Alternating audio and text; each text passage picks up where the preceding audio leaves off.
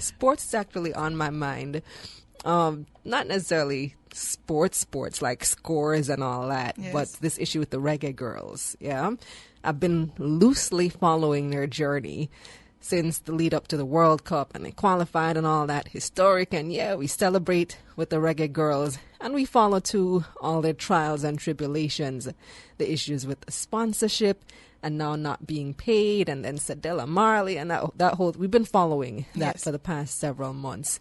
And so since this new issue has arisen now with them not being paid, I've been listening very keenly to all the interviews over the past couple of days about it, since the Reggae Girlz have launched this social media campaign, No Pay, No Play. You heard about the issue? Absolutely. Yeah.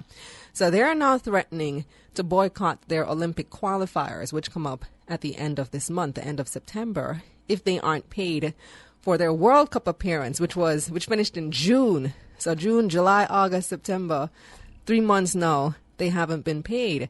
And it goes even beyond that. I'll tell you why shortly. But as we all know, they were the first Caribbean women's team to qualify for the World Cup. This historic feat that we all celebrated and we reveled in. But throughout it all, the Reggae Girlz have been terribly disrespected. And that's been well documented as well. And now to top it all off, they haven't even been paid.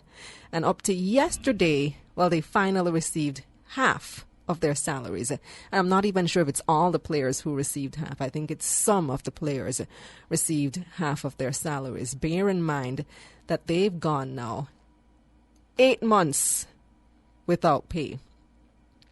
Who can reasonably survive that, Patria K, and still be expected to perform at the highest level, when in the back of your mind you have to worry about your unpaid bills, and it's back to school time now? So if you have children or any person that you support, their school fees are due. Or some of them are students. Some of them are students, so those fees are due. And bear in mind as well, if you're going to commit to playing a sport at this level, that's your full-time job. You can't do this part-time and be extremely successful. You have to put in the hours for training. You have to put in the work for those weeks that you're at the World Cup. That's everything. You have to abandon everything else that may be going on in your life for that particular period of time, and the training as well. It's a full-time job doing this type of work. So you have to have a way to support yourself while you're doing it. And JPS is not going to wait on FIFA to pay in September. JPS don't play to cut off your light if your light bill is just a few days late. And so what has happened and how the girls have been treated is just completely unacceptable. And listening to one of the players, Toriana Patterson, she spoke with Cliff Hughes Online yesterday. I find that a lot of it has to do with just simple communication. Just tell people what's going on. Tell the players what's going on. When are you going to be paid, so they can better plan their lives and start out their life and start out their bills and start out what needs to be paid when, what can get priority when, because you know when exactly the money is coming. So like I said, I listened to all the interviews. Toriana's was one. The JFF president, Michael Ricketts, was interviewed twice over 2 days. And the sports minister, Olivia Grange, was also part of one of those interviews. As well, there have been a series of articles in the print media and a lot being said on social media.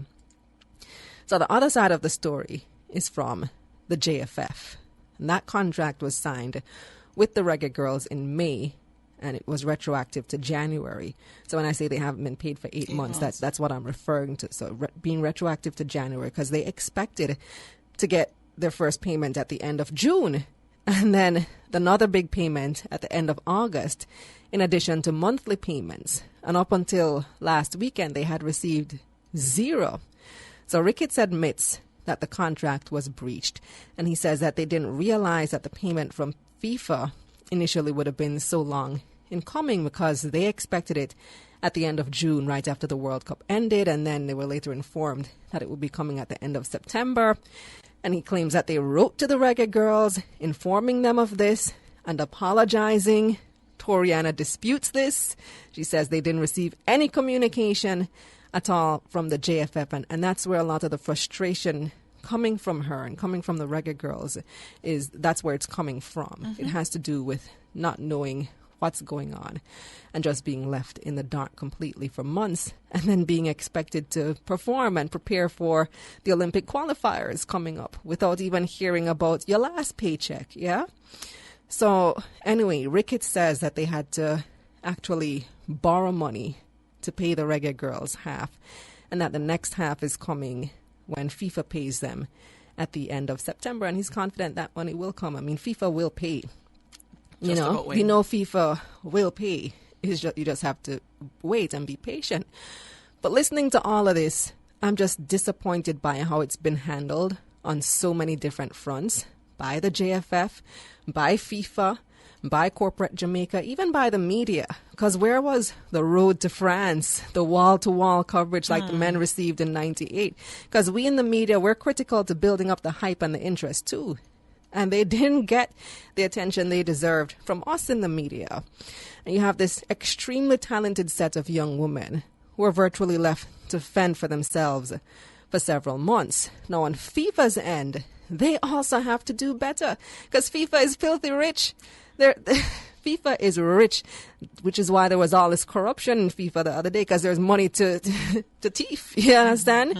There's no reason they have to be taking months to pay people, especially in the situation that befalls many women's teams, which don't get the type of sponsorship that the men's teams get. So you can understand if you take this approach of you get your money when you get it for the men, for teams that are well financially supported otherwise. But for teams and players who are depending on your FIFA salary, and you know full well that they are alone, you have to be better than that. You have to bear that in mind when you're dealing with these types of teams, these types of players, because oftentimes in these situations, that's their sole source of income. Yeah?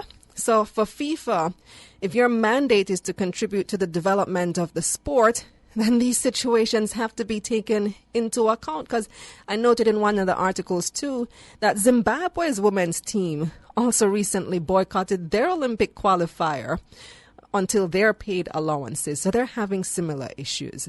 And then you have the situation, the well-publicized situation with the U.S. women's team, yes, which is seeking equal pay. And not to trivialize that, because I think it's a very serious situation. But when compared to our situation, it seems like a first world problem, doesn't it? Because our girls aren't even asking for equal pay. They just want to be paid, period.